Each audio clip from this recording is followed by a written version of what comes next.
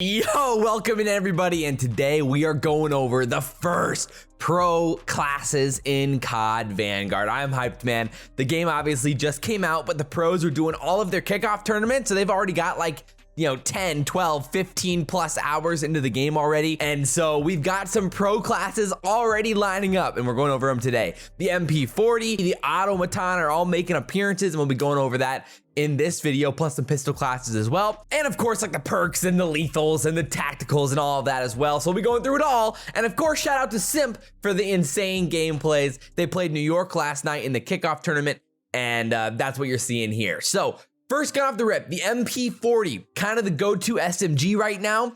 And there's some definitely locked in attachments that we can definitely for sure lock in. So you're looking at it here, the Carver, the lengthened ammo, the rear grip, which is the stippled grip, and then the proficiency and kit, which is brace and quick. These bottom attachments are all pretty much locked in. Everybody agrees these are the best ones.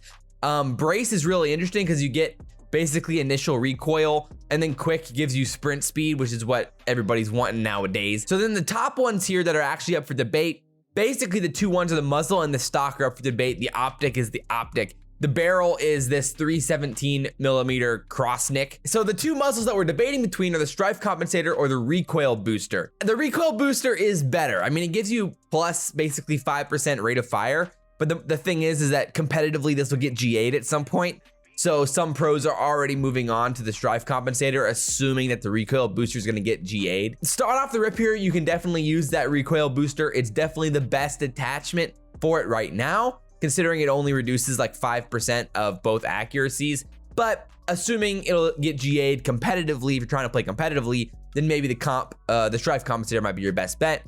And then as for the stock, basically, Simp and Shotzzy are kind of the two that are disagreeing here, where Shotzzy's using the remove stock, but Simp is using the cross nick 33 millimeter folding stock. The remove stock increases your movement speed overall. If you're trying to hit rush routes and things like that in S&D, that's really, really nice. If you're just trying to beam and play some pub stuff, I would imagine the cross nick's your better option because you're improving the recoil and you're improving the sprint to fire times as well. So in game-to-game situations, the cross nick's your best bet. So now, as for ARs, basically there's a debate between two ARs. It's the Automaton or the STG.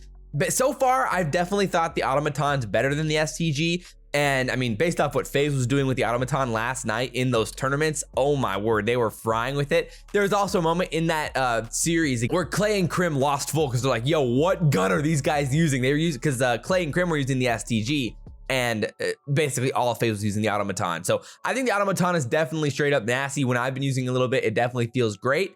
And the attachments that so far, there's a little bit debate on some of the stocks and things like that, but the muzzle's pretty much locked in. Everybody's using that G28 compensator.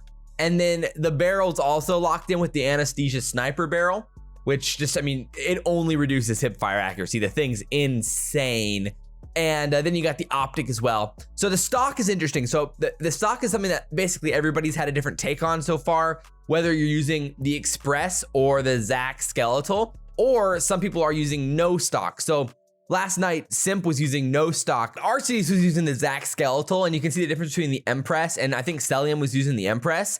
So it kind of depends on what you're trying to use here. So Zac Skeletal is more of like the main AR type vibe here, the type build, because you've got the increased strafe speed by 33%. Then you've got the idle sway, the recoil overall, with just a little bit, with a 15%, so significantly worse sprint to fire time. But if you're trying to run and gun a little bit more, then the Empress is probably your best bet because it increases the ADS time and overall centering speeds while decreasing some of the accuracy and things like that. So if you're trying to play faster, do it that way. If you want a little bit of a balance of both, then maybe you just stick with the stock with no attachment at all. But it just kind of depends what your play style is right now with that gun. So then when you go to the underbarrel here, there's a little bit of a debate between the Carver and the hand stop. So FaZe was using the Carver, and I mean, it looked really, really good. Personally, when I tried out both of them, I preferred the Carver over the hand stop, even though I could definitely see the argument for the hand stop because it has the faster ADS time by 4% with a little bit of reduced recoil and things like that. So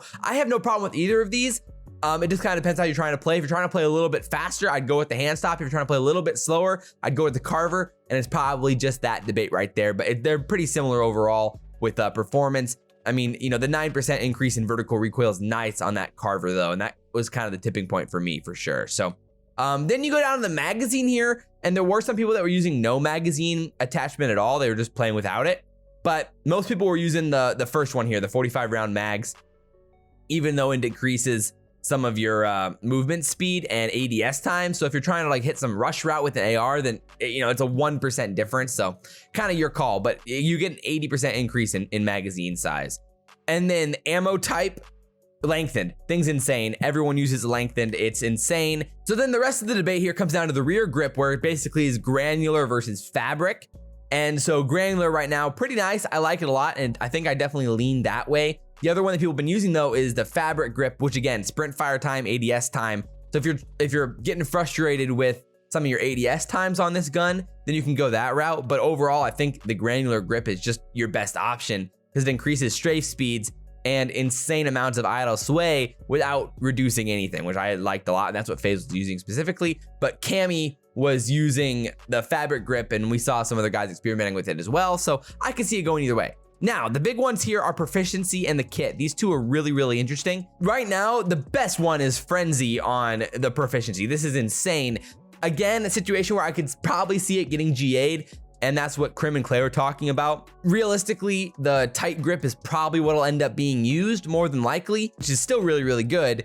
But the health regen after kills is just kind of OP and insane. And so if you're using it right now, it makes sense, but in the future it might get GA'd, so then you'd have to use the tight grip. The kit is basically a debate between on hand and fully loaded, which fully loaded just gives you more ammo.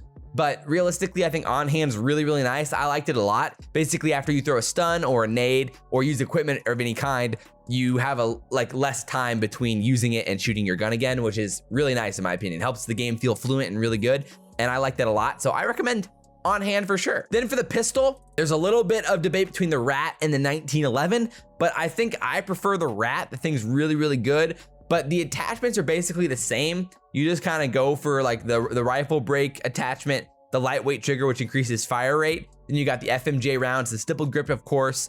And then the big thing here is having fleet, which increases your movement speed, and then quick, which increases your sprint speed. So overall, those two combined, it negates the effects of needing a knife. And so that's why people originally were using the knife, but when they kind of realized that way you can use fleet and quick to get that kind of same speed boost. And so that's what FaZe was using last night, and I definitely recommend that. But yeah, Cam used using 1911, some other guys were using 1911, but personally I preferred the Rat overall. Perks, straightforward here, nothing crazy. Ninja, radar, double time, basically across the board here. And then when you pair Ninja with the Dead Silence field upgrade, it's definitely nice. And that's basically what everyone's using because there's no trophy systems in the game at this point, which is, tough L's for the competitive scene, but you know how it is. And yeah, so those basically the straightforward perks.